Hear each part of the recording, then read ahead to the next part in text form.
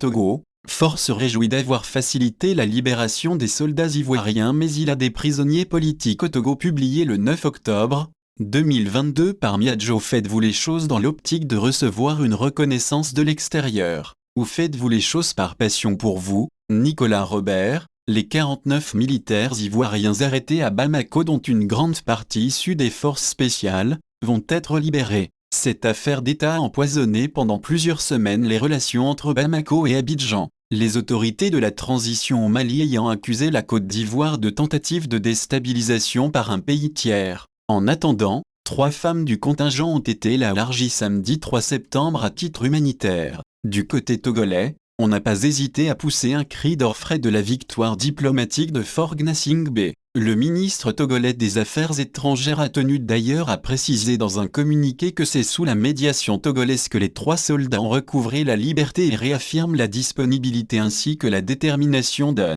Faure Gnassingbé à poursuivre les pourparlers avec les 2 parties aux fins de la libération des autres soldats. C'est tout à l'honneur du régime togolais de reconnaître qu'il y a d'autres personnalités et organisations qui sont impliquées dans le dénouement heureux de cette crise diplomatique. Le président algérien Abdelmadjid Tebboune joue un rôle prépondérant dans la médiation, de même que ses homologues du Sénégal, et président en exercice de l'Union africaine, Macky Sall, et du Burkina Faso, Paul-Henri Damiba. Il est beau de voir Faure Gnassingbé s'activer inlassablement pour la libération des soldats ivoiriens. Il serait encore mieux vu dans son propre pays, s'il fait diligence pour faire libérer les détenus politiques qui croupissent dans les geôles de la dictature depuis plusieurs mois. Depuis la grave crise sociopolitique de 2017-2018 qui avait ébranlé le régime de Faure Gnassingbé, une vague de répression s'est déchaînée contre les responsables et militants de l'opposition, faite d'arrestations et de détentions arbitraires de militants de droits humains, d'opposants politiques,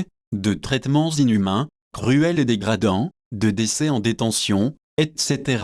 À ce jour, plusieurs dizaines de militants et responsables politiques sont maintenus en prison dans des conditions épouvantables, notamment des personnes arrêtées lors des manifestations de novembre et décembre 2018, celles emprisonnées dans la sombre affaire de Tiger Révolution, celle de l'affaire Aziz Goma et ses co-détenus, des militants du Parti national panafricain, PNP, kidnappés, des membres de la diaspora enlevés. Ils sont plus d'une centaine d'innocents politiques à moisir en prison. Le régime de Faure Gnassingbé, qui a toujours montré son vrai visage répressif et de terreur, est resté indifférent au supplice des innocents politiques, pendant qu'il se réjouit d'avoir facilité la libération des soldats ivoiriens. Comment pouvez-vous vous réjouir de faire libérer des mercenaires, tout en gardant dans vos cellules des Togolaises et des Togolais innocents? Comment pouvez-vous vous réjouir d'œuvrer pour la paix entre le Mali et la Côte d'Ivoire, ce qui est bien, alors que vous faites encore et toujours la guerre à votre propre peuple, le peuple africain du Togo? Acceptez de subir une épreuve du miroir et regardez en face ce que vous avez fait de votre propre ressemblance.